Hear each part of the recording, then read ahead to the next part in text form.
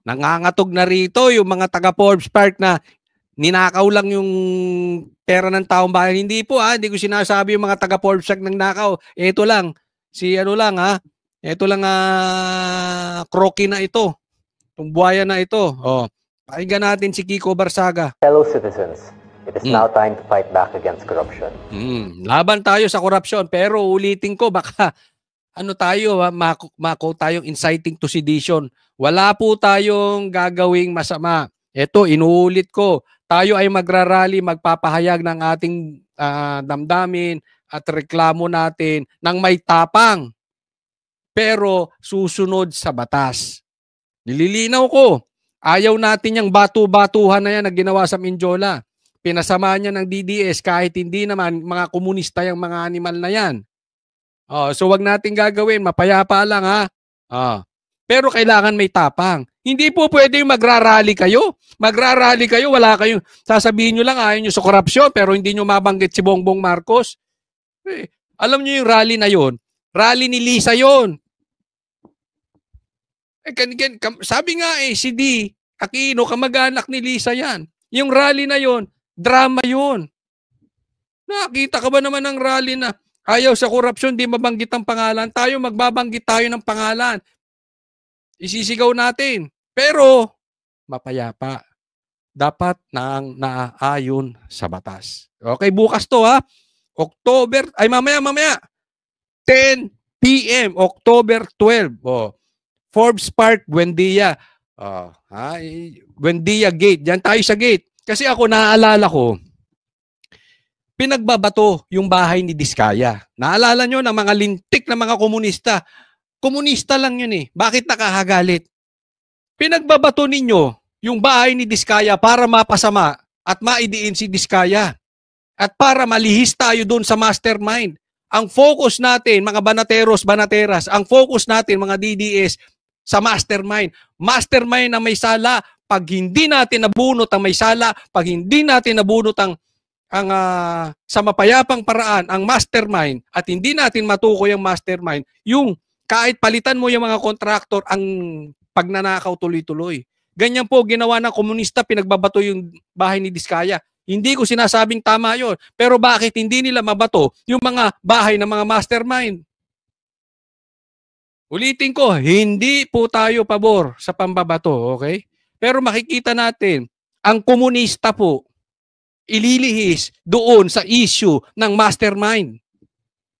Gusto nila, ang usapin ay hanggang contractor lang, hanggang DPWH lang. Ayaw nila umabot sa itaas. Kaya yan po ang isisigaw natin bukas. Doon tayo sa mastermind. For too long have our cries for justice fallen on deaf ears.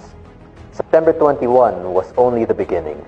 Though from what I have observed, unfortunately, yung sinasabi ko, September 21, wala namang kwenta yun sinasabi ni Kiko Barsaga, English lang i-interpret ko.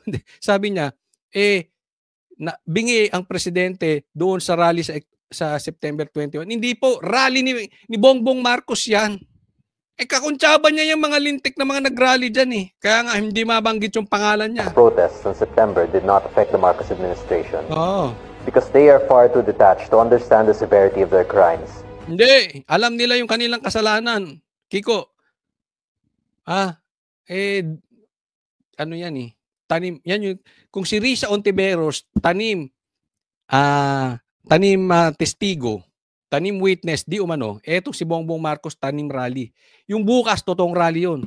And so, tomorrow, October 12, 2025, we will be protesting on the front doors of the greedy and corrupt. We will deliver the people's anger right at their doorstep. We will bring the frustrations of those who lost their homes to corruption to the homes of those who are corrupt. Ang ganda nung sinabi. Ilalabas natin yung mga nawalang bahay dahil sa korupsyon. Dadali natin doon sa bahay ng mga korap. We will be protesting at Forbes Park. And before I end my speech, don't forget the essentials. Wear a hood to shield yourself from the weather. Ay, hood! Hood! Nakanda na ako. Pupunta na tayo. Hood! Hood!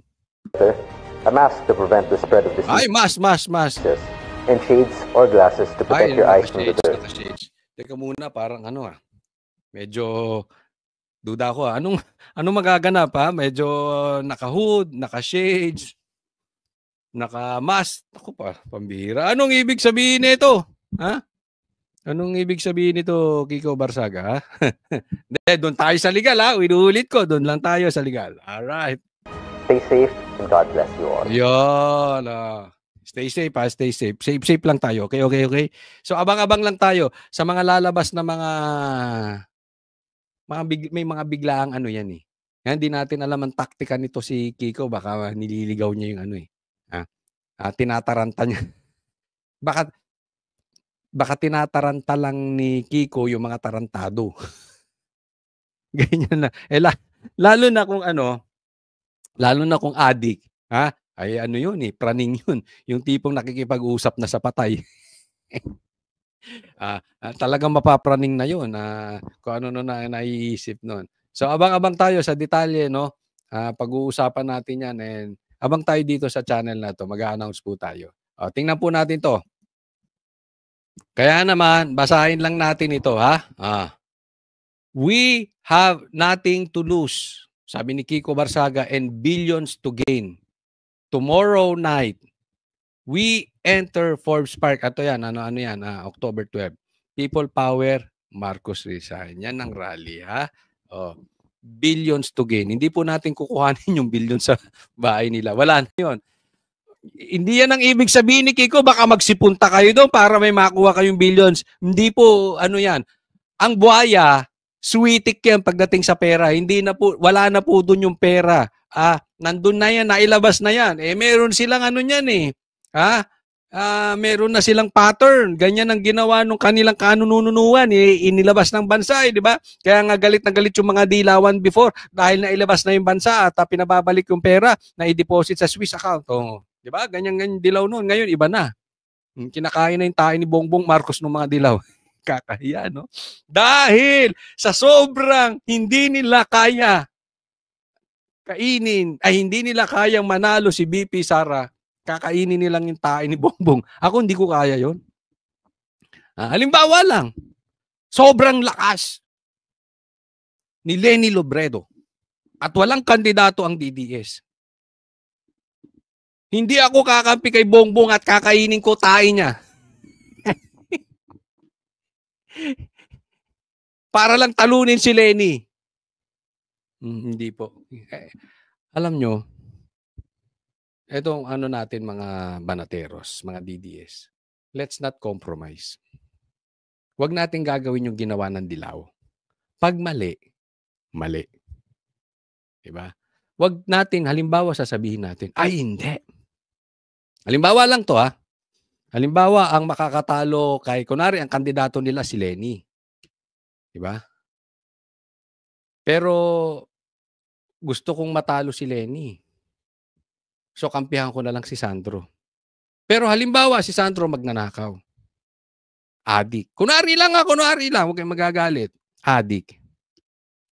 Tapos, mamamatay tao. Kunwari lang, Tatahimik na lang ako.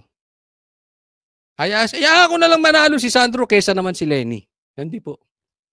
Tayo, banateros, wag nating gagayahin yun. Huwag po tayong kakain ng tae. Pag mali, mali. Pag tama, tama. Pag illegal, illegal. Nagigets nyo? Huwag natin silang gayahin.